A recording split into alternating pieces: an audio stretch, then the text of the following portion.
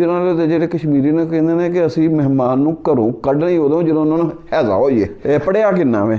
ਉਹਨਾਂ ਕਿਹਾ ਜੀ ਪੜ੍ਹਿਆ ਤਾਂ ਚਲੋ ਪੂਰਾ ਇਹ ਕੜਿਆ ਪੂਰਾ ਹੈ। ਚਿਹਰਾ ਵੀ ਸਾਫ਼ ਹੋਣਾ ਚਾਹੀਦਾ, ਦੰਦ ਵੀ ਸਾਫ਼ ਹੋਣੇ ਚਾਹੀਦੇ ਨੇ, ਦਿਲ ਵੀ ਸਾਫ਼ ਹੋਣਾ ਚਾਹੀਦਾ। ਹਾਂਜੀ, ਇਹ ਉਹ ਜੇ ਮਹੱਲਾ ਕਸ਼ਮੀਰੀ ਆ ਜਿੱਥੇ ਸਾਰੇ ਕਸ਼ਮੀਰੀ ਆ ਜਿਹੜੇ ਸਿਆਲਕੋਟ 'ਚ ਰਹਿੰਦੇ ਨੇ। ਇਹ ਸ਼੍ਰੀਨਗਰ ਮਹੱਲਾ ਕਸ਼ਮੀਰੀਆਂ ਤੋਂ ਆਏ ਸਨ ਅਤੇ ਪਹਿਲਾਂ ਇੱਥੇ ਆਣ ਕੇ ਬਾਅਦ ਹੋਇਆ ਇੱਥੋਂ ਫਿਰ ਕੋਈ ਕਿਤੇ ਚਲਾ ਗਿਆ, ਕੋਈ ਕਿਤੇ ਚਲਾ ਗਿਆ। ਇਹ ਐਵੇਂ ਮਹੱਲਾ ਕਸ਼ਮੀਰੀਆਂ। ਬੱਟ ਦੀ ਯਾਰੀ ਅਤੇ ਸ਼ੇਰ ਦੀ ਸਵਾਰੀ, ਹਾਂਜੀ, ਇਹ ਮੁਕੱਦਰਾਂ ਵਾਲਿਆਂ ਨੂੰ ਮਿਲਦੀ ਹੈ। ਅਤੇ ਬੱਟ ਜਿਹਦੇ ਨਾਲ ਖਲੋਣ ਤਾਂ ਫਿਰ ਪਿਛਾ ਨਹੀਂ ਹੁੰਦੇ ਆ ਕੋਈ ਵੀ।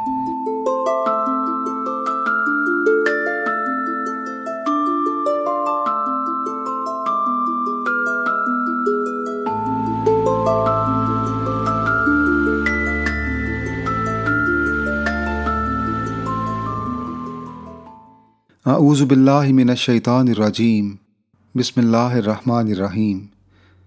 सामीन कराम, हमारी आज की पॉडकास्ट उस अज़ीम कौम के एक फ़र्द से मुतल्लिक है जिस कौम को खुदा ताला ने अपने एक नबी की पनाह और मेज़बानी के लिए मुंतखब किया। हज़रत ईसा अलैहिस्सलाम के जिन्हें यहूद ने सूली पर चढ़ा दिया को अल्लाह ताला ने बचाया और उन्हें और उनकी वालिदा हज़रत मरियम अलैहिस्सलाम दोनों को कश्मीर के इलाके में पनाह दी और फरमाया वआवैनाहुमा इला रबवतिन ज़ाति करारिम व मईन, यानी इन दोनों को हमने एक मुर्तफ़ा मुकाम की तरफ पनाह दी जो पुरअमन और चश्मों वाला था। सामीन कराम, हज़रत मोहम्मद मुस्तफ़ा सल्लल्लाहु अलैहि वसल्लम के रूहानी फ़र्ज़ंद जलील, आशिक़ सादिक और ज़माने के इमाम हज़रत मिर्ज़ा ग़ुलाम अहमद क़ादियानी अलैहिस्सलातु वस्सलाम ने खुदा ताला से ख़बर पाकर ना सिर्फ़ हज़रत ईसा अलैहिस्सलाम की वफ़ात अज़रुए कुरान साबित की बल्कि उनकी कब्र तक की निशानदही कर दी कि वो श्रीनगर के मोहल्ले खानियार में है। और यूं बनी इसराइल की तरफ मबूस होने वाले रसूल हज़रत मसीह नासरी अलैहिस्सलाम की खुदाई के गलत अकीदे को पाश पाश कर दिया। अल-कलम की इस पॉडकास्ट में मोहल्ला खानियार कश्मीर के बुज़ुर्गों के चश्मो चराग रज़ा भट्ट, प्यारे भट्ट ने कश्मीरी भट्ट कौम की आला अक़दार और रिवायात का ज़िक्र किया और ये भी बताया कि इस कौम की माएँ किस तरह बच्चों के दिलों में बुज़ुर्गों का एहतराम पैदा करती हैं। नीज़ बाहमी ख़ानदानी इत्तफ़ाक़ व मुहब्बत और तजारत में ईमानदारी के साथ कामयाबी के सुनहरी असूल भी इस पॉडकास्ट का हिस्सा हैं। आए ये दिलचस्प गुफ्तगू सुने। बिस्मिल्लाहिर्रहमानिर्रहीम। अस्सलाम वालेकुम व रहमतुल्लाह। मेरा नाम रज़ा भट्ट है तो मेरे वालिद साहब का नाम हजूर अहमद भट्ट है। तो मैं जी अज तुहाडे नाल गलबात करनी है वो एवे कि बचपन तो लैके तो कारोबार तक किस तरह मेरी जिंदगी का सारा चल रहा सी सिस्टम, उहदे बारे तुहाडे नाल गल करांगा। गल है कि मैं क्रिश्चियन हाई स्कूल जिहड़ा वे डस्का प्राइमरी तो लैके हाई स्कूल इकट्ठा है तो उत्थे पहली जमात तो लैके 10वीं तक उत्थे ही कीता। उहदे बाद फिर मैं कारोबार च अपने वालिद साहब ने चला गया। स्कूल दे विच भी क्योंकि ज़्यादा लोग उत्थे क्रिश्चियन ही सन तो उन्होंने नाल भी बड़ा अच्छा तल्लक सी, होर भी महल्ले गलियां नाल बड़ा अच्छा था, बड़ा अच्छा माहौल सी।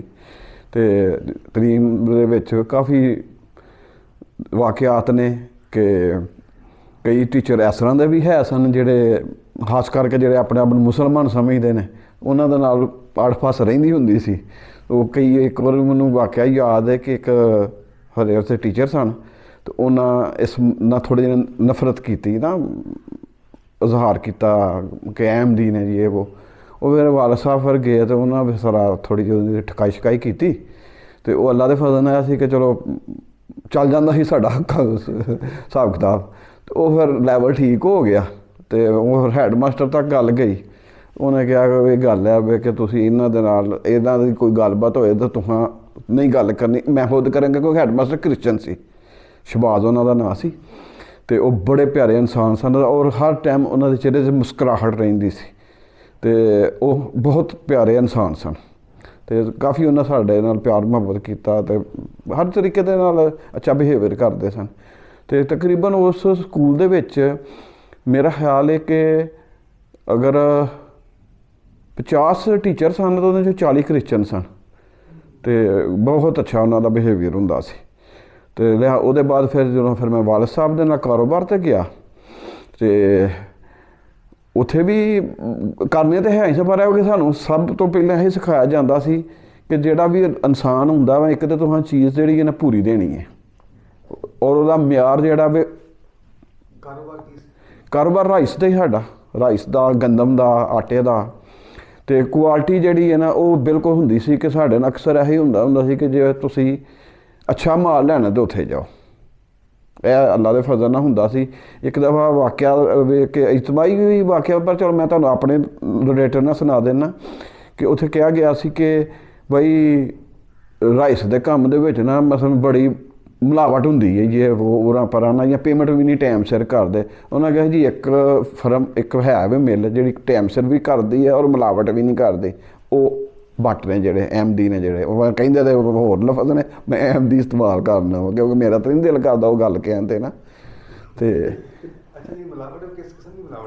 ਹੁੰਦਾ ਵੇ ਕਿ ਉਹਦੇ ਵਿੱਚ ਤੇ ਚਾਵਲਾਂ ਦੇ 2-3 ਤਰੀਕੇ ਹੁੰਦੇ ਨੇ। ਇੱਕ ਤਾਂ ਹੁੰਦਾ ਵੀ ਮਾਕਸਚਰ, ਜਿਹਨੂੰ ਨਮੀ ਕਹਿੰਦੇ ਨੇ, ਅਗਰ ਸਹੀ ਡਰਾਈ ਨਾ ਕੀਤਾ ਜਾਏ, ਮਿਸਾਲ ਦੇ ਤੌਰ 'ਤੇ 40 kg ਹੁੰਦਾ ਨਾ ਇੱਕ ਮਣ ਦਾ, ਅਗਰ ਤੁਸੀਂ ਉਹਦੀ ਸਹੀ ਡਰਾਈ ਨਹੀਂ ਕਰਦੇ ਤਾਂ ਸਮਝੋ ਅਗਲੇ ਨੂੰ 38 ਕਿਲੋ ਤੁਰ ਜਾਂਦਾ। 2 ਕਿਲੋ ਉਂਝ ਵਿੱਚ ਮਾਕਸਚਰ ਹੁੰਦਾ, ਨਮੀ ਹੁੰਦੀ ਆ, ਸੁੱਕਾ ਨਹੀਂ ਸਹੀ ਹੁੰਦਾ, ਅਤੇ ਉਹਦੀ ਪਕਾਈ ਵੀ ਨਹੀਂ ਅੱਛੀ ਹੁੰਦੀ, ਕੁਆਲਿਟੀ ਵੀ ਨਹੀਂ ਅੱਛੀ ਹੁੰਦੀ।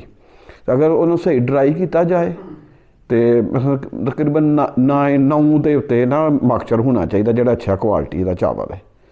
ਅਤੇ ਅਗਰ ਤੁਸੀਂ 10, 11, 12 ਕਰਦੇ ਹੋ ਅਤੇ ਉਹ ਅਗਲੇ ਨੂੰ ਤੁਰ ਜਾਂਦਾ। ਇੰਝ ਹੀ ਜਿਹੜੇ ਦੂਜੇ ਹੋਰ ਵੀ ਕੰਮ ਹੁੰਦੇ ਨੇ ਉਹਨਾਂ 'ਚ ਵੀ ਇੰਝ ਹੀ ਹੁੰਦਾ। ਫਿਰ ਉਹ ਹੁੰਦਾ ਵੇ ਜਿਸ ਤਰ੍ਹਾਂ ਇੱਕ ਤਾਂ ਸੁਪਰ ਅੱਛੀ ਹੁੰਦੀ ਹੈ ਚਾਵਲ, ਉਹਦੇ ਬਾਅਦ 85 ਬਾਸਮਤੀ ਹੁੰਦੀ ਹੈ, ਉਸ ਤੋਂ ਵੀ ਇੱਕ ਹੁੰਦਾ ਨੇ ਹੀਰੋ ਟਾਈਪ ਚਾਵਲ ਇਹ ਉਹ, ਅਤੇ ਉਹਦੇ ਵਿੱਚ ਵੀ ਤੁਸੀਂ ਕਰਦੇ ਹੋ ਅਤੇ ਉਹ ਵੀ ਬੇਈਮਾਨੀ ਹੋਈ ਹੈ।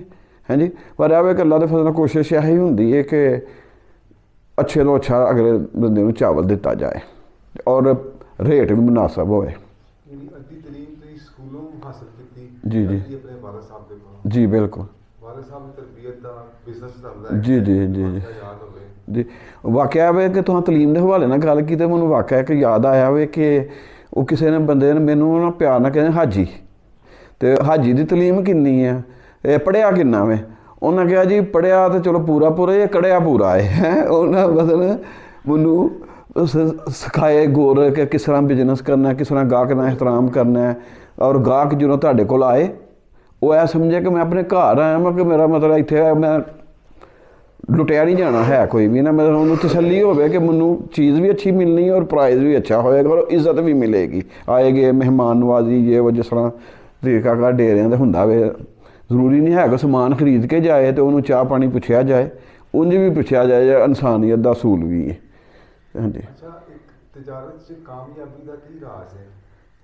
ਸਾਨੂੰ ਸਭ ਤੋਂ ਪਹਿਲਾਂ ਜਿਹੜਾ ਵੇ ਨਾ ਤਜਾਰਤ ਵਿੱਚ ਜਿਹੜਾ ਰੋਡ ਮਾਡਲ ਇਖਤਿਆਰ ਕਰਨਾ ਪਏਗਾ ਨਾ, ਕਹਿੰਦੇ ਨੇ ਕਿ ਤਜਾਰਤ ਕਰਨ ਵਾਲਾ ਅੱਲਾ ਦਾ ਦੋਸਤ, ਬਿਜ਼ਨਸ ਕਰਨ ਵਾਲਾ ਅੱਲਾ ਦਾ ਦੋਸਤ ਹੁੰਦਾ, ਔਰ ਨਬੀ ਕਰੀਮ ਸੱਲੱਲਾਹੁ ਅਲੈਹਿ ਵਸੱਲਮ ਨੇ ਤਰਜੀਹ ਦਿੱਤੀ ਹੈ।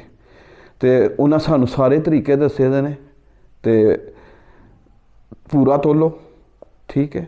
ਔਰ ਗਾਹਕ ਜਿਹੜਾ ਵੀ ਤੁਹਾਡਾ ਜਿਹਨਾਂ ਤੁਸੀਂ ਬਿਜ਼ਨਸ ਕਰ ਰਹੇ ਹੋ ਉਹਨੂੰ ਜ਼ਿਆਦਾ ਤੋਂ ਜ਼ਿਆਦਾ ਕੋਸ਼ਿਸ਼ ਕਰੋ ਕਿ ਜ਼ਰੂਰੀ ਤੁਸੀਂ ਨਹੀਂ ਕਿ ਸਾਰਾ ਹਿੱਸਾ ਤੁਸੀਂ ਰੱਖ ਲਓ ਨਾ ਕਮਾਈ ਦਾ, ਪਰਸੈਂਟੇਜ ਜਿਹੜੀ ਇੰਨੀ ਹੋਣੀ ਚਾਹੀਦੀ ਹੈ ਕਿ ਇਨਸਾਨ ਨੂੰ ਤੁਸੀਂ ਅਗਲਾ ਵੀ ਜਾ ਕੇ ਆਪਣੇ ਬਾਲ ਬੱਚੇ ਵਾਸਤੇ ਰੋਟੀ ਕਮਾ ਸਕੇ।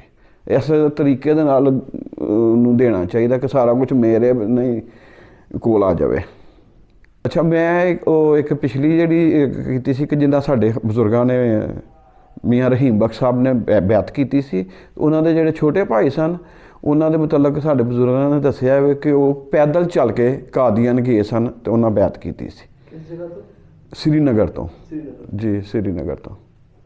ਅਤੇ ਇਹ ਬੜੀ ਗੱਲ ਹੁੰਦੀ ਹੈ ਕਿ ਤੁਸੀਂ ਬੜਾ ਸਫ਼ਰ ਹੈ ਕਿ ਪੈਦਲ ਜਾ ਕੇ, ਇੱਕ ਜਜ਼ਬਾ ਸੀ ਉਹਨਾਂ ਦਾ ਕਿ ਮੇਰੇ ਭਰਾ ਨੇ ਬੈਅਤ ਕੀਤੀ। ਇਹਦੇ ਵਿੱਚ ਕੋਈ ਹਕੀਕਤ ਹੈ ਇਹੀ ਹੁੰਦਾ ਵੇ ਖਾਨਦਾਨਾਂ ਦਾ ਕਿ ਅਗਰ ਵੱਡੇ ਭਰਾ ਦਾ ਰੋਲ ਮਾਡਲ ਸਹੀ ਹੋਏ, ਇਨਸਾਫ ਵਾਲਾ ਹੋਏ, ਸੱਚਾਈ ਵਾਲਾ ਹੋਏ, ਕਿ ਉਹਨੇ ਕਿਹਾ ਕਿ ਜਿਹੜਾ ਇਹਨੇ ਕੰਮ ਕੀਤਾ ਵਾਕਈ ਬਹੁਤ ਅੱਛਾ ਵੇ ਅਤੇ ਮੈਂ ਜ਼ਰੂਰ ਕਰਾਂ। ਇਹ ਵੇ ਕਿ ਜਿਹੜਾ ਕਹਿੰਦੇ ਨੇ ਕਿ ਮੈਂ ਸੁਣਿਆ ਦਾ ਕਿ ਜਿਹੜਾ ਖੁਸ਼ ਅਖਲਾਕ ਹੋਏਗਾ ਨਾ, ਖੁਸ਼ ਅਖਲਾਕ ਵੀ ਹੋਏਗਾ। ਜਿਹਦਾ ਅਖਲਾਕ ਅੱਛਾ, ਤੁਸੀਂ ਯਾਰ ਦੁਨੀਆ ਦੇ ਵਿੱਚ ਇੱਕ ਬੜਾ ਵੱਡਾ, ਅਗਰ ਮੈਂ ਮੱਥੇ 'ਤੇ ਤਿਉੜੀ ਪਾਈ ਹੈ ਨਾ, ਮਤਲਬ ਗੁੱਸਾ ਹੈ, ਤੇ ਗੁੱਸੇ ਦੀ ਹਾਲਤ 'ਚ ਤੁਸੀਂ ਖੂਬਸੂਰਤ ਨਹੀਂ ਨਾ ਲੱਗ ਸਕਦੇ, ਹੈ ਨਾ। ਅਖਲਾਕ ਮੇਰਾ ਫਿਰ ਚਿਹਰੇ ਤੇ ਵੀ ਨਜ਼ਰ ਆਏਗਾ, ਜੇ ਮੈਂ ਖੁਸ਼ ਅਖਲਾਕ ਹੋਵਾਂ। ਉਹ ਰੱਚੀ ਖੁਰਾਕ ਖਾਣ ਦੀ ਵਜ੍ਹਾ ਇਹ ਹੈ ਖੁਸ਼ ਅਖਲਾਕ ਕਸ਼ਮੀਰੀ ਹੁੰਦੇ ਨੇ, ਹੈ ਨਾ। ਤੁਸੀਂ ਗੁੱਸੇ ਦੀ ਹਾਲਤ ਵਿੱਚ ਕਿਸੇ ਦੇ ਨਾਲ ਅੱਛੀ ਗੱਲ ਤਾਂ ਨਹੀਂ ਕਰ ਸਕਦੇ, ਹੈ ਨਾ ਆਪਣਾ ਅਖਲਾਕ ਅੱਛਾ ਪੇਸ਼ ਕਰ, ਗੁੱਸੇ ਦੇ ਵਿੱਚ ਤਾਂ ਕੋਈ ਮਾੜੀ ਗੱਲ ਹੀ ਕਰਦੀ ਹੈ। ਇਹ ਮੈਂ ਦੱਸ ਸਕਦਾ ਕਸ਼ਮੀਰੀ ਇਸੇ ਵਾਸਤੇ ਉਹ ਹਰ ਟਾਈਮ ਖੁਸ਼ ਰਹਿੰਦੇ ਨੇ ਕਿ ਖੁਸ਼ ਅੱਛੀ ਖੁਰਾਕ ਖਾਂਦੇ, ਤਾਂ ਮੈਂ ਦੂਜੇ ਭਰਾਵਾਂ ਨੂੰ ਕਹਿੰਦਾ ਉਹ ਵੀ ਅੱਛੀ ਖੁਰਾਕ ਖਾਣ ਕਰਨ। ਤੋ ਐਸਾ ਇੱਕ ਨਾ ਮੈਨੂੰ ਯਾਦ ਆ ਗਿਆ ਕਿ ਵਾਕਿਆ ਸਾਡੇ ਕਾਫੀ ਰਿਸ਼ਤੇਦਾਰੀ ਗੁੱਜਰਾਂ ਵਾਲੇ ਵੀ ਹੈ ਵੇ, ਤੇ ਗੁੱਜਰਾਂ ਵਾਲੇ ਤੇ ਜਿਹੜੇ ਕਸ਼ਮੀਰੀ ਨੇ ਕਹਿੰਦੇ ਨੇ ਕਿ ਅਸੀਂ ਮਹਿਮਾਨ ਨੂੰ ਘਰੋਂ ਕੱਢਣਾ ਹੀ ਉਦੋਂ ਜਦੋਂ ਉਹਨਾਂ ਨੂੰ ਹੈਜ਼ਾ ਹੋਈਏ। ਮੈਂ ਸੁਣਿਆ ਹੈ ਨਾ ਜੀ। ਅੱਛਾ, ਮੈਂ ਤੁਹਾਡਾ ਇੱਕ ਆਪਣੇ ਖਾਨਦਾਨ ਦੇ ਵਿੱਚ ਇਹ ਚੀਜ਼ ਵੇਖੀ ਹੈ ਕਿ ਮੇਰੇ ਵਾਲਦ ਸਾਹਿਬ ਛੋਟੇ ਸਨ ਤੇ ਉਹਨਾਂ ਦੇ ਵੱਡੇ ਭਾਈ ਸਨ ਜਿਹੜੇ, ਉਹਨਾਂ ਦੇ ਮੈਂ ਆਪਣੀ ਜ਼ਿੰਦਗੀ ਵਿੱਚ ਇਸ ਟਾਈਮ ਮਾਸ਼ਾਅੱਲਾ ਮੇਰੀ 56 ਸਾਲ ਹੋ ਗਈ ਤੇ ਮੇਰੇ ਵਾਲਦ ਸਾਹਿਬ ਦੀ ਵਫਾਤ ਹੋਇਆ ਵੀ 6-7 ਸਾਲ ਹੋਏ ਨੇ, ਤੇ ਉਹਨਾਂ ਦੇ ਜਿਹੜੇ ਭਾਈ ਨੇ ਉਹਨਾਂ ਦੀ ਵਫਾਤ ਹੋਇਆ ਵੀ 8 ਸਾਲ ਹੋਏ ਨੇ। ਮੈਂ ਆਪਣੀ ਜ਼ਿੰਦਗੀ ਦੇ ਵਿੱਚ ਅਸੀਂ ਕਿਉਂਕਿ ਸ਼ੈਲਰ 'ਤੇ ਆਪਣੇ ਡੇਰੇ ਦੇ ਉੱਤੇ ਇੱਕ ਚਾਰਪਾਈ ਉਹਨਾਂ ਦੋਵਾਂ ਭਰਾਵਾਂ ਰੱਖੇ ਹੁੰਦੇ ਸੀ, ਬੀਂਦੇ ਹੁੰਦੇ ਸਨ ਨਾ, ਉਹ ਤਾਂ ਵੱਡੀ ਚਾਰਪਾਈ ਸੀ, ਦੋਵਾਂ ਪਾਸੇ ਉਹਦੇ ਢੋ ਹੁੰਦੀ ਸੀ ਅਤੇ ਤਕੀਏ ਲੱਗੇ ਹੁੰਦੇ ਸਨ। ਪਵਾਂਦਾਂ ਹੈ ਸਨ ਕਿਉਂਕਿ ਪੁਰਾਣੀਆਂ ਜਿਹੜੀ ਚਾਰਪਾਈਆਂ ਉਹਨਾਂ ਦੀ ਪਵਾਂਦਾਂ ਜ਼ਰੂਰ ਹੁੰਦੀਆਂ। ਮੈਂ ਆਪਣੀ ਜ਼ਿੰਦਗੀ ਵਿੱਚ ਆਪਣੇ ਵਾਲਦ ਨੂੰ ਆਪਣੇ ਵੱਡੇ ਦੇ ਭਰਾ ਦੀ ਸਰਹੰਦਾਂ ਵਾਲੇ ਬੈਠਿਆ ਨਹੀਂ ਵੇਖਿਆ, ਔਰ ਮੈਨੂੰ ਵੀ ਉਹਨਾਂ ਕਿਹਾ ਸੀ ਕਿ ਪੁੱਤ ਤੂੰ ਵੀ ਆਪਣੇ ਬਜ਼ੁਰਗਾਂ ਜਿਹੜੇ ਆਪਣੇ ਭਾਈ ਨੇ ਤੁਹਾਡੇ, ਭਾਵੇਂ ਕਜ਼ਨ ਨੇ, ਸੱਕੇ ਨੇ, ਜਿਹੜੇ ਵੀ ਮਸਲ ਬਜ਼ੁਰਗ ਨੇ, ਮਾਮੇ ਚਾਚਾ, ਤੁਹਾਂ ਸਰਹੰਦਾਂ ਵੱਲ ਨਹੀਂ ਬਹਿਣਾ ਹੈ। ਅਤੇ ਇਸੇ ਵਾਸਤੇ ਤੁਸੀਂ ਅਕਸਰ ਇੱਕ ਮੁਹਾਵਰਾ ਸੁਣਿਆ ਦਾ ਹੈ ਕਿ ਬਾਅਦ ਬਾਮਰਾਤ ਬੇਅਦਬ ਬੇਮਰਾਤ। ਅਦਬ ਜਿਹੜਾ ਵੇ ਉਹ ਤਰੱਕੀ ਦੀ ਪਹਿਲੀ ਸੀੜੀ ਹੈ। ਇਹ ਸਾਡੇ ਵਾਲਾ ਸਾਹਿਬ ਨੇ ਸਾਨੂੰ ਦੱਸਿਆ ਸੀ। ਅਗਰ ਜਿਹਨੇ ਤਰੱਕੀ ਕਰਨੀ ਹੈ ਦੁਨੀਆ ਦੇ ਉੱਤੇ ਕਿਸੇ ਵੀ ਕੰਮ 'ਚ, ਉਸਤਾਦ ਕੋਈ ਵੀ ਤੁਹਾਡਾ ਬਜ਼ੁਰਗ ਜਿਹੜਾ ਵੇ ਉਹਦੀ ਇਹਤਰਾਮ ਜਿਹੜਾ ਨਾ ਪਹਿਲੀ ਸੀੜੀ ਹੈ ਤਰੱਕੀ ਦੀ। ਉਹ ਰੋਟੀ ਖਾਂਦੇ ਜ਼ਿਆਦਾ ਖੁਸ਼ ਖੁਰਾਕੀ ਦਾ ਨੁਕਸਾਨ ਵੀ ਹੈ ਨੇ। ਨੁਕਸਾਨ ਹੈ ਤਾਂ ਸਹੀ, ਤੁਹਾਡਾ ਵੇਟ ਵੱਧ ਜਾਂਦਾ ਤਾਂ ਉਨੀ ਵਰਜ਼ਿਸ਼ ਕਰ ਲਓ, ਹਾਂਜੀ। ਤੇ ਬਹਰਹਾਲ ਇਹ ਵੀ ਕਿ ਕੁਆਂਟਿਟੀ ਜਿਹੜੀ ਹੈ ਨਾ ਉਹਦੇ ਉੱਤੇ ਤਾਂ ਚਲੋ ਐਡਾ ਨਹੀਂ, ਪਰ ਇਹ ਕਿ ਖੁਸ਼ ਖੁਰਾਕ ਦਾ ਮਤਲਬ ਇਹ ਨਹੀਂ ਹੁੰਦਾ ਕਿ ਬਹੁਤ ਜ਼ਿਆਦਾ ਤੁਸੀਂ ਰੱਜ ਕੇ ਖਾਣਾ। ਖੁਸ਼ ਖੁਰਾਕ ਦੀ ਤੁਹਾਡੀ ਚੋਇਸ ਅੱਛੀ ਹੋਣੀ ਚਾਹੀਦੀ ਹੈ, ਸਿਲੈਕਟਡ ਚੀਜ਼ਾਂ ਸੋਹਣੀਆਂ ਖਾਣੀਆਂ ਚਾਹੀਦੀਆਂ ਨੇ। ਔਰ ਜਿਹੜੇ ਭਲਵਾਨ ਟੈਪ ਨੇ ਉਹ ਵੀ ਜਿਹੜਾ ਮਸ਼ਹੂਰ ਕੀਤਾ ਤਾਂ ਨਾ ਕਿ ਬੱਕਰੇ ਜੇ ਉਹ ਕੋਈ ਨਹੀਂ ਖਾਂਦੇ ਹੈ, ਸਿਰਫ ਚੀਜ਼ਾਂ ਸੋਹਣੀਆਂ ਖਾਂਦੇ ਨੇ। ਮਸਲਨ ਖੁਸ਼ ਫਾਰ ਐਗਜ਼ਾਮਪਲ ਅੱਜ ਅਸੀਂ ਚੁੰਗਾਂ ਅਤੇ ਕੀਮਾ, ਹਾਂਜੀ, ਅਤੇ ਨਾਲ ਉਹ ਦੂਜਾ ਵੇ ਕਚਨਾਰ ਅਤੇ ਗੋਸ਼ਤ, ਇਹ ਦੋਵੇਂ ਚੀਜ਼ਾਂ ਖਾਣੀਆਂ ਨੇ ਅਤੇ ਇਨਸ਼ਾਅੱਲਾ ਮਜ਼ਾ ਵੀ ਆਏਗਾ। ਫਿਰ ਤੋਂ ਆਪ ਹੀ ਦੱਸਣਾ ਕਿ ਇੱਕ ਰੋਟੀ ਦੇ ਬਜਾਏ ਫਿਰ ਦੋ ਖਾਈ ਘੱਤ ਦੀਆਂ ਨੇ ਜੋ ਚੰਗੀ ਚੀਜ਼ ਪੱਕੀ ਹੋਏ। ਅਤੇ ਦੱਸੋ ਰਮਜ਼ਾਨ ਦਾ ਮਹੀਨਾ ਹੈ ਬਾਬਰ ਜੀ ਇਹ ਸੱਚ ਹੈ ਕਿ ਵੱਟਾਂ ਨੂੰ ਰੋਜ਼ਾ ਬਹੁਤਾ ਲੱਗਦਾ? ਰੋਜ਼ਾ ਲੱਗਦਾ ਤਾਂ ਹੈ ਵੇ, ਪਰ ਹੁਣ ਕਈ ਚੀਜ਼ਾਂ ਐਸੀਆਂ ਹੁੰਦੀਆਂ ਨੇ ਕਿ ਇਨਸਾਨ ਦਾ ਅੱਲਾਹ ਤਾਲਾ ਨਾਲ ਕਨੈਕਸ਼ਨ ਹੁੰਦਾ ਹੈ, ਠੀਕ ਹੈ ਨਾ। ਜਿਹੜਾ ਅੱਲਾਹ ਤਾਲਾ ਸਾਨੂੰ ਇੰਨਾ ਦੇ ਰਿਹਾ, ਸਾਰਾ ਕੁਛ ਦੇ ਰਿਹਾ, ਰਿਜ਼ਕ, ਇੱਜ਼ਤ, ਸ਼ੋਹਰਤ ਦੇ ਰਿਹਾ, ਅਸੀਂ ਉਹਦੇ ਵਾਸਤੇ ਥੋੜ੍ਹੀ ਦੇਰ ਭੁੱਖ ਨਹੀਂ ਬਰਦਾਸ਼ਤ ਕਰ ਸਕਦੇ। ਇਹ ਤਾਂ ਫਿਰ ਕੁਛ ਗਿਵ ਐਂਡ ਟੇਕ ਹੁੰਦਾ, ਕੁਛ ਲਵੋ ਅਤੇ ਕੁਛ ਦਵੋ। ਅਤੇ ਜੇ ਅੱਲਾਹ ਤਾਲਾ ਦੀ ਪਿਆਰ ਮੁਹੱਬਤ ਲੈਣਾ ਹੋਵੇ ਤਾਂ ਕੁਛ ਕੁਰਬਾਨੀ ਤੋਂ ਬਗੈਰ ਤਾਂ ਕੋਈ ਚੀਜ਼ ਨਹੀਂ ਦੁਨੀਆ ਦੇ ਉੱਤੇ ਮਿਲਦੀ ਹੈ। ਕੁਰਬਾਨੀ ਮਸਟ ਹੈ। ਯਾਰ ਹੁੰਦੇ ਨੇ, ਇਹ ਸੱਚ ਹੈ? ਬਿਲਕੁਲ। ਕਹਿੰਦੇ ਅਕਸਰ ਤੁਸੀਂ ਇੱਕ ਬੜਾ ਮੈਨੂੰ ਯਾਦ ਆ ਗਿਆ ਜੀ, ਉਹ ਅਕਸਰ ਕਸ਼ਮੀਰੀ ਆਪਸ ਇੱਕ ਦੂਜੇ ਨਾਲ ਲਫ਼ਜ਼ ਕਹਿੰਦੇ ਨੇ ਬੱਟ ਦੀ ਯਾਰੀ ਅਤੇ ਸ਼ੇਰ ਦੀ ਸਵਾਰੀ, ਹਾਂਜੀ, ਇਹ ਮੁਕੱਦਰਾਂ ਵਾਲਿਆਂ ਨੂੰ ਮਿਲਦੀ ਹੈ। ਅਤੇ ਬੱਟ ਜਿਹਦੇ ਨਾਲ ਖਲੋਣ ਤਾਂ ਫਿਰ ਪਿਛਾ ਨਹੀਂ ਹੁੰਦੇ ਆ ਕੋਈ ਵੀ, ਇਨਸ਼ਾਅੱਲਾ। ਇਹ ਮੈਂ ਸੁਣਿਆ ਕਿ ਨਹੀਂ ਇਹ ਮੁਹਾਵਰਾ ਤੁਸੀਂ? ਹਾਂਜੀ, ਬੱਟ ਦੀ ਯਾਰੀ ਅਤੇ ਸ਼ੇਰ ਦੀ ਸਵਾਰੀ, ਇਹ ਹਰ ਬੰਦੇ ਨੂੰ ਨਸੀਬ 'ਚ ਨਹੀਂ ਹੁੰਦੀ ਹੈ ਕੋਈ ਵੀ। ਹਾਂ। ਅੱਛਾ, ਤੁਸੀਂ ਦੱਸਿਆ ਹੈਗਾ ਕਿ ਪੜ੍ਹਿਆ ਘੱਟ ਤੇ ਕੜਿਆ ਬਹੁਤਾ ਹੈ। ਹਾਂਜੀ ਹਾਂਜੀ, ਇਹਦਾ ਮਤਲਬ ਹੈ ਕਿ ਬਜ਼ੁਰਗਾਂ ਨਾਲ ਬਹਿਣ ਨਾਲ ਹਾਂਜੀ ਹਾਸਲ ਹੋ ਜਾਂਦੀ? ਜੀ ਜੀ ਬਿਲਕੁਲ। ਹਾਂਜੀ, ਇੱਕ ਹੁੰਦਾ ਹੈ ਇਲਮ, ਇੱਕ ਹੁੰਦਾ ਹਿਲਮ। ਇੱਕ ਹੁੰਦਾ ਇਲਮ, ਹਿਲਮ। ਹਿਲਮ ਇਹ ਹੁੰਦਾ ਵੇ ਕਿ ਸੀਨਾ ਬਸੀਨਾ ਜਿਹੜੀਆਂ ਇੱਕ ਸੀਨਾ ਬਸੀਨਾ ਵੀ ਬੋਲਦੇ ਨਾ, ਤਲੀਮ ਹੁੰਦੀ ਹੈ। ਮਿਸਾਲ ਦੇ ਤੌਰ 'ਤੇ ਜਿਹੜੇ ਮੇਰੇ ਬਜ਼ੁਰਗਾਂ ਨੇ ਜਿਹੜੇ ਕੰਮ ਕੀਤੇ ਦੇ ਨੇ ਅਤੇ ਉਹ ਮੈਨੂੰ ਮੇਰੇ ਉਸ ਦੱਸਣ, ਉਹਨਾਂ ਕਹਿੰਦੇ ਸੀਨਾ ਬੇ ਸੀਨਾ ਮਸਲਨ ਇੱਕ ਦੂਜੇ ਕੋਲ ਲੈਣਾ, ਕਿਤਾਬਾਂ 'ਚ ਤਾਂ ਨਹੀਂ ਮਿਲਦਾ ਹੈ ਨਾ।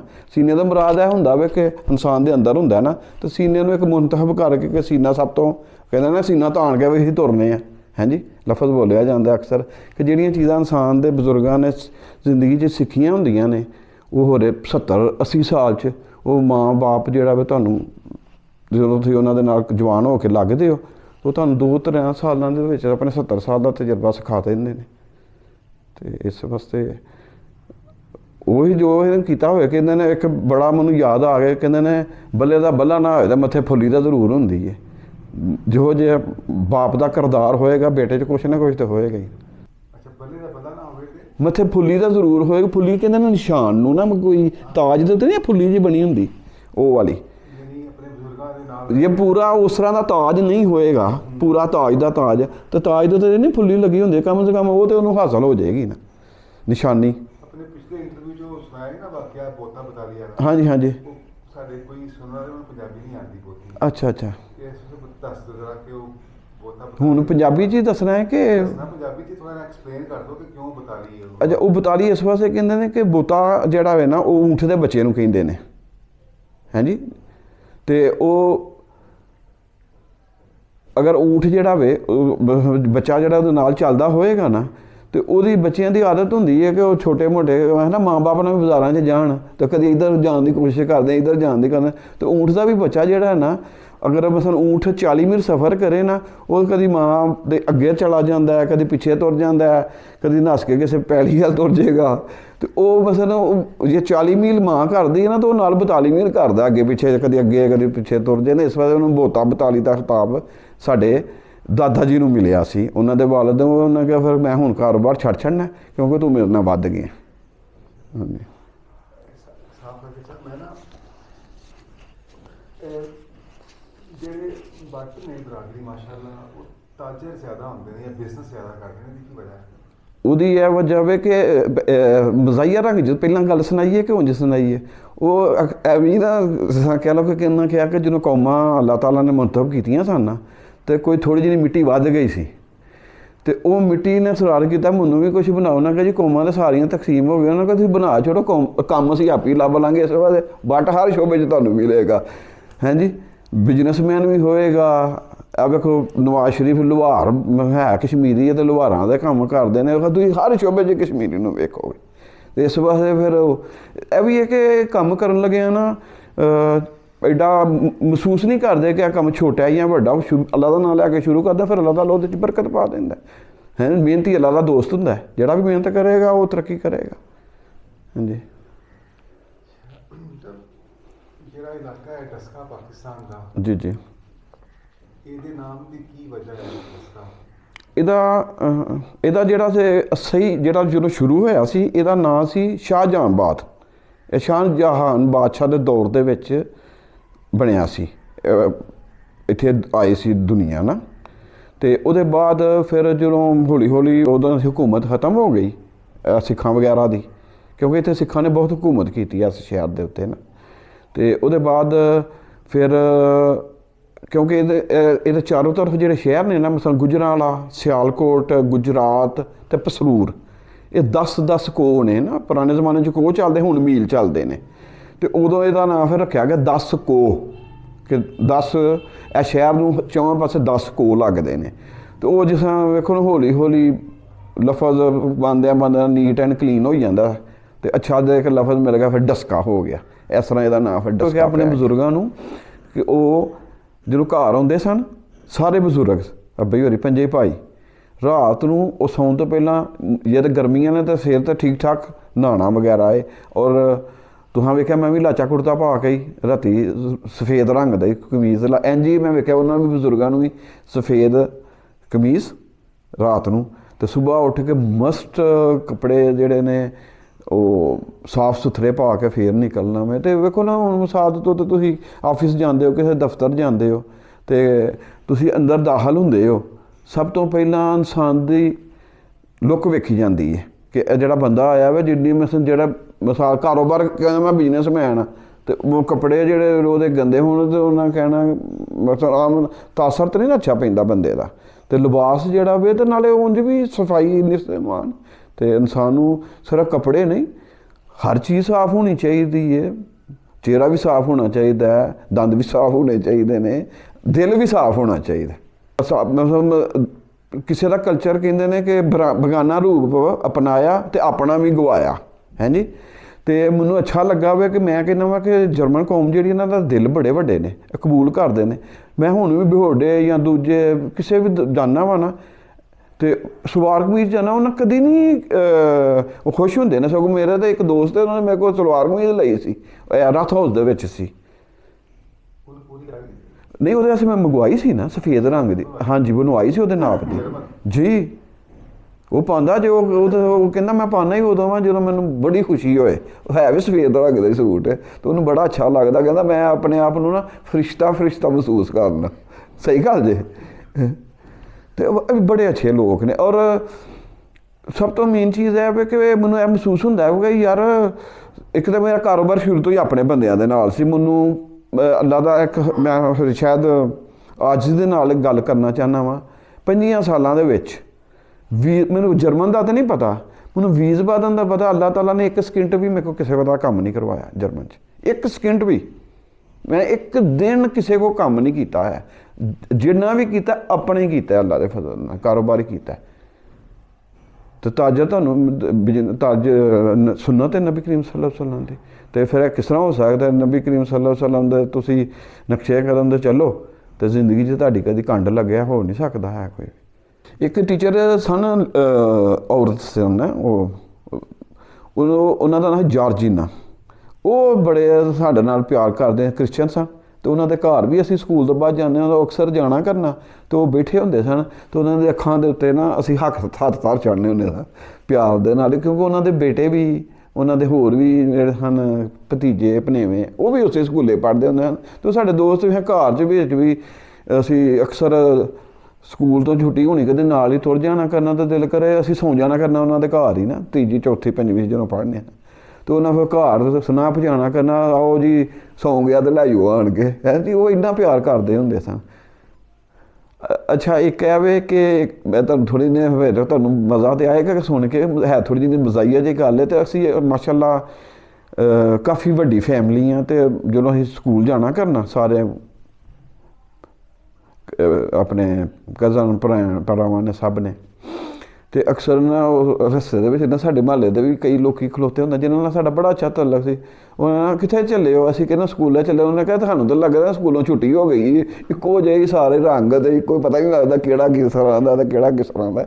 ਸਕੂਲੋਂ ਛੁੱਟੀ ਹੋਈ ਕਿ ਸਕੂਲੇ ਚੱਲੇ ਹੋ, ਹੈ ਜੀ। ਇੰਨੇ ਹੀ ਮਾਸ਼ਾਅੱਲਾ ਅਸੀਂ ਗੈਦਰਿੰਗ ਵਿੱਚ ਇਕੱਠਿਆਂ ਹੋ ਕੇ ਸਾਰੇ ਸਕੂਲੇ ਜਾਂਦੇ ਹੁੰਦੇ ਸਾਂ। ਉਹ ਅਸਲ ਵਿੱਚ ਇਹ ਵੇ ਕਿ ਉਹ ਅਕਸਰ ਹੁੰਦਾ ਸੀ ਕਿ ਉਹ ਕਹਿੰਦੇ ਹਨ ਕਿ ਤੇਰੇ ਵਿੱਚ ਨਾ ਕਪੈਸਿਟੀ ਆ ਜ਼ਿਆਦਾ ਕਿ ਤੂੰ ਗੱਲਾਂ ਦੇ ਨਾਲ, ਮਿਸਾਲ ਦੇ ਤੌਰ 'ਤੇ ਅੱਛੇ ਤਰੀਕੇ ਨਾਲ ਮਤਲਬ ਪੜ੍ਹਨ ਦੀ ਬਜਾਏ ਤੇ ਤੂੰ ਅੱਛੇ ਤਰੀਕੇ ਨਾਲ ਤੂੰ ਸੁਣਿਆ ਤੇ ਫਿਰ ਅੱਗੋਂ ਤੂੰ ਜ਼ਿਆਦਾ ਕਰ ਆਇਆ ਕਿ ਤੂੰ ਪੜ੍ਹੇ। ਤੇ ਉਹਨਾਂ ਫਿਰ ਮੇਰੇ ਨਾਲ ਕਹਿੰਦਾ ਗੱਲਾਂ ਕਰਿਆ ਕਰਨਾ ਜ਼ਿਆਦਾ, ਮੇਰੇ ਨਾਲ ਸਵਾਲੋ ਜਵਾਬ ਕਰਿਆ ਕਰ। ਉਹ ਫਿਰ ਹੁਣ ਮਤਲਬ ਆਦਤ ਪੈ ਗਈ ਜ਼ਿਆਦਾ ਕਰਨ ਦੀ। ਉਹਨੇ ਹੁਣ ਕਿਸੇ ਹੋਰ ਦੀ ਵੀ ਵਾਰੀ ਉਹਨੇ ਜ਼ਿਆਦਾ ਹੋ ਗਿਆ ਥੋੜ੍ਹਾ ਜਿਹਾ, ਹੁਣ ਸਟਾਪ ਕਰ, ਹੈ ਜੀ। ਤੇ ਉਹ ਬੜਾ ਇੰਝ ਦੇ ਵਾਕਿਆਤ ਨੇ ਜ਼ਿੰਦਗੀ ਦੇ ਵਿੱਚ। ਤੇ ਇਨਸਾਨ ਸਿੱਖਦਾ ਫਿਰ ਕਾਫੀ ਕੁਛ ਸਿੱਖ ਜਾਂਦਾ ਅੱਲਾ ਦੇ ਫਜ਼ਲ ਨਾਲ। ਫਿਰ ਮਾਂ ਬਾਪ ਜਿਹੜੇ ਹੁੰਦੇ ਨੇ ਉਹ ਫਿਰ ਅਗਰ ਜ਼ਿਆਦਾ ਸਿੱਖ ਜਾਈਏ ਤਾਂ ਕਹਿੰਦੇ ਸਟਾਪ ਕਰ, ਕਿਸੇ ਹੁਣ ਦੀ ਵੀ ਵਾਰੀ ਆਉਂਦੇ। ਮੈਂ ਆਪਣੀ ਤੁਹਾਨੂੰ ਵਾਲਦਾ ਜਿਹੜੇ ਨੇ ਉਹਨਾਂ ਦਾ ਇੱਕ ਦੱਸਣਾ ਵਾ ਕਿ ਇਹ ਉਹ ਵੀ ਤੇ ਅੱਗੋਂ ਜਿਹੜੇ ਸਾਰੇ ਸਨ ਸਾਡੀ ਫੈਮਿਲੀ ਦੇ ਔਰਤਾਂ ਵਿੱਚ ਸ਼ਰੀਕ ਨੇ ਐਸੇ, ਉਹ ਵੀ ਮੇਰੀ ਮਾਵਾਂ ਨੇ। ਤੇ ਅਕਸਰ ਵੇਖਿਆ ਸੀ ਕਿ ਉਹਨਾਂ ਨੂੰ ਪਤਾ ਲੱਗ ਜਾਂਦਾ ਸੀ ਕਿ ਹੁਣ ਸਾਡੇ ਜਿਹੜੇ ਮਰਦ ਨੇ ਬਿਜ਼ਨਸ ਕਰਕੇ ਰਾਤ ਨੂੰ ਕੋਈ 6 ਵਜੇ ਕੋਈ 7 ਵਜੇ ਜਦੋਂ ਘਰ ਆਉਣਾ ਸੀ ਤੇ ਇੱਕ ਵਾਰੀ ਘਰ ਨੂੰ ਸਾਰੇ ਨੂੰ ਸਫਾਈ ਕਰਾਉਂਦੇ ਹੁੰਦੇ ਸਨ। ਔਰ ਬੱਚਿਆਂ ਨੂੰ ਤਿਆਰ ਕਰਕੇ ਉਹਨਾਂ ਦੱਸਣਾ ਕਿ ਜਦੋਂ ਵਾਲਦ ਆਉਣ ਤੇ ਆਉਂਦਿਆਂ ਸਾਰੀ ਤੁਸੀਂ ਸਭ ਤੋਂ ਪਹਿਲਾਂ ਉਹਨਾਂ ਨੂੰ ਸਲਾਮ ਕਰਨੀ ਹੈ, ਗਾਂਹ ਹੋ ਕੇ ਰਿਸੀਵ ਕਰਨਾ। ਤੇ ਉਹ ਆਪ ਵੀ ਕਰਦੇ ਹੁੰਦੇ ਸਨ। ਤੇ ਔਰ ਬੱਚਿਆਂ ਨੂੰ ਵੀ ਇਹੀ ਦੱਸਦੇ ਹੁੰਦੇ ਸਨ ਕਿ ਉੱਠ ਕੇ ਜਾ ਕੇ ਤੁਸੀਂ ਪਹਿਲਾਂ ਮਿਲਣਾ। ਵਾਲਦ ਸਾਹਿਬ ਨੂੰ ਪਤਾ ਲੱਗਿਆ ਕਿ ਬਈ ਮੇਰਾ ਵੈਲਕਮ ਹੋਇਆ ਘਰ ਦੇ ਵਿੱਚ। ਤੇ ਇੱਕ ਮਰਦ ਦੀ ਜਿਹੜੀ ਘਰ ਦੀ ਡਿਊਟੀ ਹੁੰਦੀ ਹੈ, ਉਹਨੂੰ ਪਤਾ ਲੱਗਿਆ ਕਿ ਬਈ ਜਿਹੜਾ ਮੈਂ ਘਰ ਪਿੱਛੇ ਛੱਡ ਕੇ ਗਿਆ ਵਾਂ, ਇਹ ਅੱਲਾ ਦੇ ਫਜ਼ਲ ਨਾਲ ਪਿੱਛੋਂ ਜਿਹੜੇ ਸਾਡੇ ਮਾਂ ਬੂਰੇ ਹੋਰ ਵੀ ਖਾਨਦਾਨ ਦੇ ਜਿਹੜੇ ਸਾਡੀਆਂ ਮਾਵਾਂ ਭੈਣਾਂ ਨੇ ਜਾਂ ਉਹਨਾਂ ਘਰ ਨੂੰ ਸਹੀ ਚਲਾ ਰਹੀਆਂ ਨੇ। ਕਿ ਇਹ ਬੜਾ ਪਿਆਰਾ ਸਿਲਸਿਲਾ ਸੀ ਸਾਡਾ। ਹਾਂਜੀ ਜੀ ਜੀ। ਜੀ ਜੀ ਸਲਾਮ ਦੁਆ ਵੀ, ਔਰ ਉਹਨਾਂ ਨੂੰ ਬਿਲਕੁਲ ਤਿਆਰ ਕਰਕੇ ਕੱਪੜੇ ਅੱਛੇ ਪਾ ਕੇ, ਇਹ ਨਹੀਂ ਹੈਗਾ ਜਿਹੜੀ ਆਉਣ ਵਾਲੀ ਨਸਲ ਹੈ ਉਹਨੂੰ ਤਿਆਰ ਨਹੀਂ ਕੀਤਾ ਜਾ ਰਿਹਾ। ਇਹ ਬੜਾ ਸੀ ਸਾਡੀ ਫੈਮਿਲੀ ਸਾਰੀ 'ਚ ਕਿ ਮਾਵਾਂ ਸਾਰੀਆਂ ਸਾਡੀਆਂ ਜਿਹੜੀਆਂ, ਮੇਰੀ ਵੀ ਹਾਲਾ ਚਾਚੀ ਤਾਏ ਜਿਹੜੇ ਸਨ, ਤਾਈਆਂ ਸਨ, ਉਹ ਸਾਰੇ ਹੀ ਉਹਨਾਂ ਦਾ ਇਹੀ ਰੋਲ ਸੀ। ਔਰ ਦੂਜੀ ਗੱਲ ਹੈ ਵੇ ਕਿ ਔਰ ਬੜਾ ਇੱਕ ਸੀ ਕਿ ਜਦੋਂ ਘਰ ਵਾਸਤੇ ਨਾ, ਤੁਹਾਨੂੰ ਪਤਾ ਲੇਡੀਜ਼ ਨੂੰ ਜ਼ਿਆਦਾ ਪਤਾ ਹੁੰਦਾ ਵੇ ਕਿ ਘਰ 'ਚ ਕਿਹੜੀ ਚੀਜ਼ ਆਉਣ ਵਾਲੀ ਹੁੰਦੀ ਹੈ। ਔਰ ਬਕਾਇਦਾ ਉਹਨਾਂ ਸੁਬਾਹ ਉੱਠਣ ਤੋਂ ਪਹਿਲਾਂ ਇੱਕ ਪਰਚੀ ਲਿਖੀ ਹੁੰਦੀ ਸੀ ਕਿ ਘਰ 'ਚ ਐਸਾ ਬੱਚਿਆਂ ਦੀ ਚੀਜ਼ ਚਾਹੀਦੀ ਹੈ ਸਾਰਿਆਂ ਨੂੰ। ਫਿਰ ਜਿਹੜੇ ਸਾਡੇ ਬਜ਼ੁਰਗ ਸਨ ਉਹ ਸਾਰਿਆਂ ਕੋਲ ਪਰਚੀ ਵਸੂਲ ਇੰਝ ਕਰਦੇ ਹਨ ਕਿ ਇੱਕ ਨਹੀਂ ਸਿਰਫ ਆਪਣੀ ਬੀਵੀ ਕੋਲ, ਭਰਜਾਈਆਂ ਕੋਲ ਵੀ, ਸਾਰਿਆਂ ਕੋਲ ਵੀ ਕੀ ਚਾਹੀਦਾ, ਹੋਰ ਉਹ ਤਾਂ ਪੁੱਛਦੇ ਆ ਵੀ ਤੁਹਾਨੂੰ ਕੀ ਚਾਹੀਦਾ। ਤੁਹਾਨੂੰ ਮੈਂ ਵਾਕਿਆ ਸੁਣਾਉਣ ਲੱਗਾ ਆਪਣੇ ਭਾਈ ਦਾ। ਅਤੇ ਅਸੀਂ ਇੱਕ ਨਿਕਾਹ 'ਤੇ ਜਾਣਾ ਸੀ ਲਾਹੌਰ ਮਸਜਿਦ ਦੇ ਵਿੱਚ, ਦਾਰੁਲ ਜ਼ਿਕਰ ਉਹਨਾਂ ਦਾ ਉਹ ਨਾਂ ਹੈ ਮਸਜਿਦ ਦਾ। ਅਤੇ ਉਹ ਅਸੀਂ ਥੋੜ੍ਹੇ ਨਾ ਰਸਤਾ ਥੋੜ੍ਹਾ ਨਾ ਭੁੱਲ ਗਏ, ਅਤੇ ਹੈ ਨਜ਼ਦੀਕ ਹੀ ਸਾਂ। ਅਤੇ ਉਹ ਕਿਹਾ ਕਿ ਕਿਸੇ ਨੂੰ ਪੁੱਛ ਲਈਏ, ਅਤੇ ਉਹ ਬੰਦੇ ਨੂੰ ਪੁੱਛਿਆ ਅਤੇ ਉਹਨੇ ਕਿਹਾ ਕਿ ਅਸੀਂ ਉਸ ਮਸਜਿਦ 'ਚ ਜਾਣਾ ਹੈ ਕਿ ਜਿਹੜੇ ਅਹਿਮਦੀ ਸਹੀ ਹਕੀਕੀ ਮੁਸਲਮਾਨ ਹੁੰਦੇ ਨੇ ਉਹਨਾਂ ਦੀ ਮਸਜਿਦ ਕਿੱਥੇ ਹੋਵੇ। ਅਤੇ ਉਹ ਬੰਦਾ ਪਰੇਸ਼ਾਨ ਹੋ ਗਿਆ ਗੱਲ ਸੁਣ ਕੇ। ਥੋੜ੍ਹੇ ਦਿਨ ਹੋਏ ਨੇ ਅਸੀਂ ਜੁਮਾ ਪੜ੍ਹਨ ਵਾਸਤੇ ਜਾਣਾ ਹੈ, ਅਤੇ ਉਹ ਇਸ ਟਾਈਮ ਸਾਡੇ ਇੱਥੇ ਬੜੇ ਹਾਲਾਤ ਖਰਾਬ ਨੇ। ਅਤੇ ਉਹ ਗਏ ਅਤੇ ਉਹ ਪਤਾ ਹੀ ਉਹ ਜੁਮਾ ਹੋ ਗਿਆ ਤਾਂ ਅਸੀਂ, ਜਾਂ ਕਈ ਵਾਰੀ ਲੇਟ ਕਰ ਬਸ ਰਿਹਾ ਵੇ ਕਿ ਕੋਈ ਟਾਈਮ ਟੇਬਲ ਨਹੀਂ ਰੱਖਿਆ ਨਾ ਕੋਈ ਵੀ। ਅਤੇ ਉਹ ਗਏ ਅਤੇ ਮਸਜਿਦ ਨੂੰ ਤਾਲਾ ਲੱਗਾ ਤਾ। ਅਤੇ ਉਹ ਕਹਿੰਦੇ ਹੁਣ ਕੀ ਕਰੀਏ। ਉਹਨੇ ਕਿਹਾ ਚਲੋ ਫਿਰ ਅਜ਼ਾਨ ਹੀ ਦੇ ਕੇ ਤੁਰ ਚੱਲਦੇ ਹਾਂ। ਉਹ ਗਲੀ 'ਚ ਖਲੋ ਕੇ ਅਜ਼ਾਨ ਦੇ ਕੇ ਹੀ ਆ ਗਏ। ਅਤੇ ਉਹ ਇੱਕ ਮਸਜਿਦ 'ਚ ਨਹੀਂ ਦੇਣ ਡੇ, ਉਹ ਗਲੀ 'ਚ ਖਲੋ ਕੇ ਅਜ਼ਾਨ ਦੇ ਆਏ ਸਨ। ਅਤੇ ਬੜੀ ਮਾਸ਼ਾਅੱਲਾ ਤੁਹਾਨੂੰ ਮੇਰੇ ਖਿਆਲ ਨਾਲ ਇੱਕ ਕਸ਼ਮੀਰੀ ਦੇ ਸਕਦਾ ਫਿਰ ਇੰਝ ਕਿ ਜਿਸ ਤਰ੍ਹਾਂ ਅਸੀਂ ਕੁਛ ਤੁਹਾਨੂੰ ਦੱਸਿਆ ਵੀ ਕਿ ਮਿਹਨਤ ਕੀਤੀ, ਅੱਲਾ ਦੇ ਫਜ਼ਲ ਨਾਲ ਇਮਾਨਦਾਰੀ ਦੇ ਨਾਲ ਕੰਮ ਕੀਤਾ। ਅਤੇ ਮੇਰੀ ਤਜਵੀਜ਼ ਹੈ ਕਿ ਦੂਜੇ ਦੋਸਤ ਵੀ ਇੰਝ ਹੀ ਮਿਹਨਤ ਵੀ ਕਰਨ ਔਰ ਇਮਾਨਦਾਰੀ ਨਾਲ ਕਰਨ। ਅਤੇ ਔਰ ਮੇਨ ਚੀਜ਼ ਇਹ ਹੁੰਦੀ ਹੈ ਕਿ ਅੱਲਾਹ ਤਾਲਾ ਦਾ ਭਰੋਸਾ ਇਨਸਾਨ ਨੂੰ ਹੋਣਾ ਚਾਹੀਦਾ। ਆਪਣੀ ਅਕਲ 'ਤੇ ਵੀ ਚਲੋ ਅਕਲ ਵੀ ਚੱਲਦੀ ਹੈ, ਪਰ ਮੇਨ ਚੀਜ਼ ਇਹ ਕਿ ਅੱਲਾਹ ਤਾਲਾ ਦੇ 'ਤੇ ਯਕੀਨ ਪੁਖਤਾ ਹੋਣਾ ਚਾਹੀਦਾ। ਇਮਾਨਦਾਰੀ, ਅਗਰ ਇਮਾਨਦਾਰੀ ਨਾਲ ਤੁਸੀਂ ਕਰੋਗੇ। ਔਰ ਮੈਂ ਜਦੋਂ ਜਰਮਨੀ ਦੇ ਵਿੱਚ ਵੀ ਛਾਪ ਸੀ, ਅਤੇ ਇਹ ਚੀਜ਼ ਦੇ ਲੋਕ ਗਵਾਹ ਨੇ ਕਿ ਔਰ ਹਮੇਸ਼ਾ ਮੇਰੇ ਕੋਲ ਜਿਹੜੀ ਚੀਜ਼ ਥੋੜ੍ਹੀ ਬਹੁਤੀ ਨਰਮ ਹੁੰਦੀ ਸੀ ਉਹਨੂੰ ਮੈਂ ਪਿੱਛੇ ਰੱਖ ਕੇ ਜਿਹੜੀ ਫਰੈਸ਼ ਚੀਜ਼, ਤਾਜ਼ਾ ਚੀਜ਼ ਹੁੰਦੀ ਸੀ, ਉਹ ਗਾਹਕ ਨੂੰ ਪਹਿਲਾਂ ਦਿੱਤੀ ਹੈ। ਔਰ ਮੇਰਾ ਬਿਲਕੁਲ ਰਿਕਾਰਡ ਦੇ 'ਤੇ ਗੱਲ ਕਰਾਂ, ਮੇਰੀ ਉਹ ਚੀਜ਼ ਜਿਹੜੀ ਹੈ ਉਹ ਸਗੋਂ ਬਹੁਤੇ ਪੈਸਿਆਂ ਦੀ ਵਿਕੀ ਹੈ। ਉਹ ਅੱਲਾਹ ਤਾਲਾ ਦਾ ਉਹਦੇ ਵਿੱਚ ਬਹੁਤੀ ਬਰਕਤ ਪੈ ਗਈ ਹੈ। ਅਤੇ ਮੇਰਾ ਖਿਆਲ ਹੈ ਕਿ ਹੁਣ ਇਸ ਟਾਈਮ ਵੀ ਕਿਸੇ ਬੰਦੇ ਜਿਹੜਾ ਕੋਈ 20 ਬਾਅਦ ਦਾ ਸੁਣਦਾ ਮੇਰੀ ਉਹਦਾ ਜ਼ਰੂਰ ਉਹਨਾਂ ਨੂੰ ਪਤਾ ਹੈ ਕਿ ਜੋ ਚੀਜ਼ਾਂ ਮੈਂ ਉਹਨਾਂ ਨੂੰ ਖਵਾ ਛੜੀਆਂ ਨੇ ਉੱਥੇ, ਉਹ ਪਰਤ ਕੇ ਨਹੀਂ ਉਹਨਾਂ ਖਾਧੀਆਂ ਹੈ ਕੋਈ ਵੀ। ਔਰ ਮੈਨੂੰ ਸ਼ੌਕ ਹੁੰਦਾ ਸੀ ਕਿ ਗਾਹਕਾਂ ਨੂੰ ਨਵੀਂ ਤੋਂ ਨਵੀਂ ਔਰ ਤਾਜ਼ੀ ਤੋਂ ਤਾਜ਼ੀ ਅਤੇ ਵਧੀਆ ਤੋਂ ਵਧੀਆ ਤਾਂ ਔਰ ਅੱਛੇ ਰੇਟਾਂ ਦੇ ਵਿੱਚ ਚੀਜ਼ਾਂ ਦੇਵਾਂ। ਇਹ ਮੇਰਾ ਸ਼ੌਕ ਸੀ।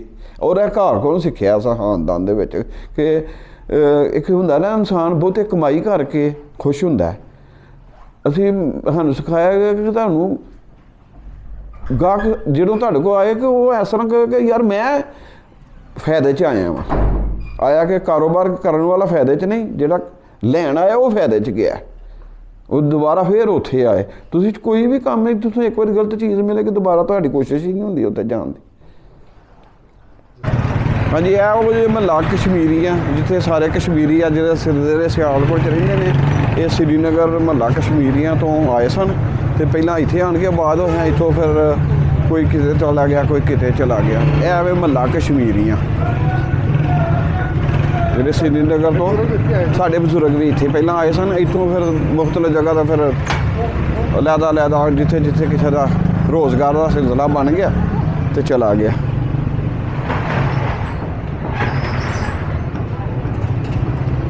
ਹੋਰ ਬੱਚੋ ਠੀਕ ਹੋ? ਹਾਂ, ਤੁਸੀਂ ਵੀ ਕਸ਼ਮੀਰੀ ਹੋ? ਕੌਣ ਹੋ? ਕਸ਼ਮੀਰੀ ਬੱਟ ਹੋ ਸਾਰੇ? ਕਿੰਨੇ ਕੁ ਬੱਟ ਰਹਿੰਦੇ ਨੇ ਇੱਥੇ? ਹੈਂ? ਅੱਛਾ, ਤੁਸੀਂ ਕਿ ਬੱਟ ਹੋ? ਅੱਛਾ, जहांजेब आप भी बाटो? अच्छा, हाँ जी, हाँ ਤੁਸੀਂ ਵੀ ਕੌਣ ਹੋ? ਮਹੱਲਾ ਕਸ਼ਮੀਰੀਆਂ 'ਚ ਰਹਿੰਦੇ ਹੋ? जी कश्मीरी मोहल्ले रही ਜ਼ਿਆਦਾ ਬੱਟ ਨੇ ਇੱਥੇ ਸਹੀ ਕਿੰਨੇ ਕੁ ਨੇ ਬੱਟ ਇੱਥੇ? ਕਾਫੀ ਜ਼ਿਆਦਾ ਨੇ। ਅਤੇ ਠੀਕ ਠਾਕ ਤਰੀਕੇ ਨਾਲ ਰਹਿੰਦੇ ਨੇ ਨਾ, ਟੋਪ ਟੱਪੇ ਨਾਲ? ਮਾਰੋ ਹੁਣ ਨਾਰਾ ਜ਼ਰਾ। कश्मीरी जिंदाबाद कह दो।